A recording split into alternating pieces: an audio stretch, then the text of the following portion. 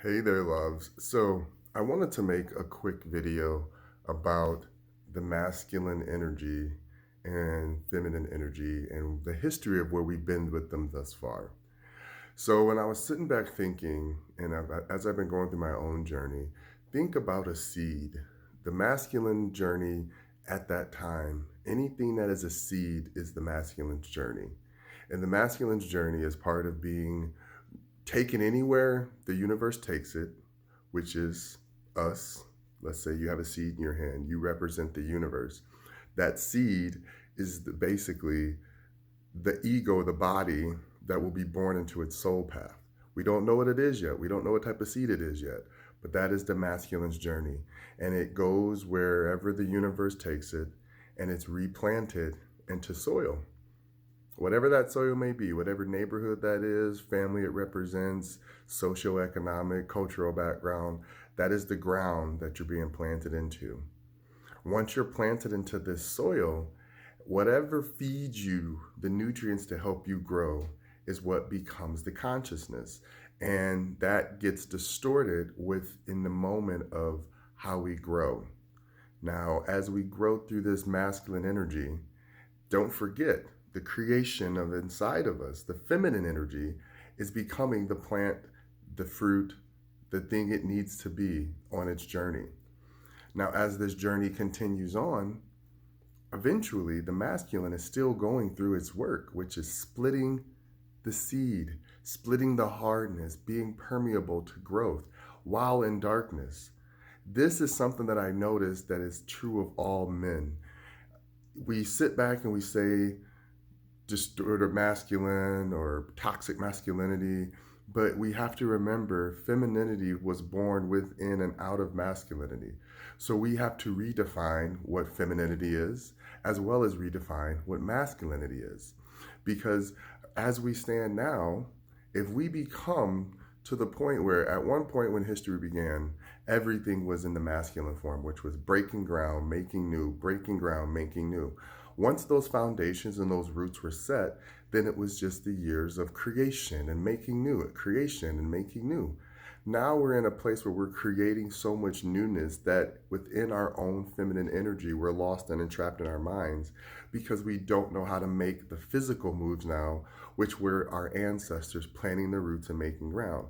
Both of these are part of a dua perspective of understanding the nurturer that protects the nurture or the nature, or the nature that protects the nurturer. It's all in the encompassing of understanding that I had to go on my own journey of masculinity to realize that I was taught, and again, there's nothing bad about being feminine or masculine, but my what I would say role models as a masculine gay man were only women and feminine gay men. Now, I'm not saying there's anything wrong with that, but if you grow up in masculine energy knowing who you are, how do you fit into a world that not only puts you in a box that you have to be the protector, you can't cry, you have to be strong, but then you're also sexualized.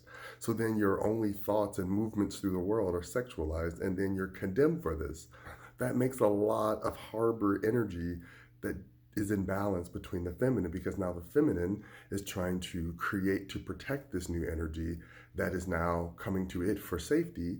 And if you don't have that safety and protection, then you start to both crumble and fall apart.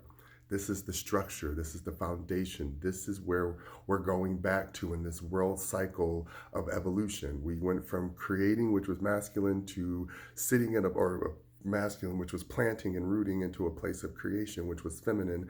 And now we're back at a place of protection, which is the outer seed or the outer shell. So the seed has already been planted. The foundation's been done by ancestor. The tree has already been grown. We've lived off the bounty of the fruit for many generations now. Now we're just replicating seeds. But as we replicate these seeds, we forget to put in the actual source, God's work, energy that's important for it to keep growing. That's why you don't want seeds in the actual world of agriculture that don't reproduce a new crop. It yields no new fruit, no fruit for the people. It does nothing for the soil, and it takes all the nutrients. This is what happens when you don't allow the process of the seed and the creativity of the feminine energy to merge together as one in a natural, organic way. Men and women alike have any way. If you want to be masculine, be masculine. If you want to be feminine on the outside. But on the inside, you still have to learn how to join the two together to make them work as one so that you're able to balance out the constant influx of energy that needs something to constantly penetrate, something that can receive, something that can then grow, something that protects it while it's growing, and then it comes out of that seed, the shell goes away, it sheds, the creation becomes vulnerable and is seen, and then it starts the cycle over again. This is the journey of the masculine within the feminine, because at the end of the day, we have to have examples of all things. And I had to go through my journey of learning, like, it's not bad to be a masculine gay man who loves my feminine qualities and creation, just like it's not bad to be a feminine gay man who is very masculine and alpha in decisions and business and things in life, how they approach. The same for women, the same for anyone else. You just got to flip the energy. I use what I am as an example first, just because that's just how it goes.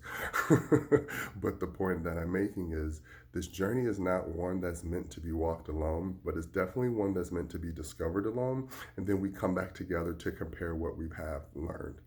Then we're able to feel stable in our decisions, and we're able to feel stable in our energy. And then we know who we are and how we're supposed to penetrate the world, how we're supposed to receive the world, and vice versa. All right, I hope this made sense. It's just one of those random things that pop into my head, but I want us to know that each and every one of us have to start our journey of masculine energy that helps us plant our seeds within this earth, this source, this energy. Once that seed is planted, then you're able to feel and be stoic in who you are, rooted in who you are, solid in who you are, know your boundaries, know how to love yourself, because you'll be able to grow through any weather or storm. Then when you do this, you can follow your soul path, which brings you into fruition and brings you into a place of bounty, abundance, and harvesting your freaking rewards, which is the creative energy, which is what we all want. So follow this as best you can, but stay true to yourself, stay focused in your center, know your energy on the outside as well as the inside, so that you know how to navigate this world appropriately, because it's all lined up to our spirit journey. So I love you guys. Have a wonderful day. Mwah.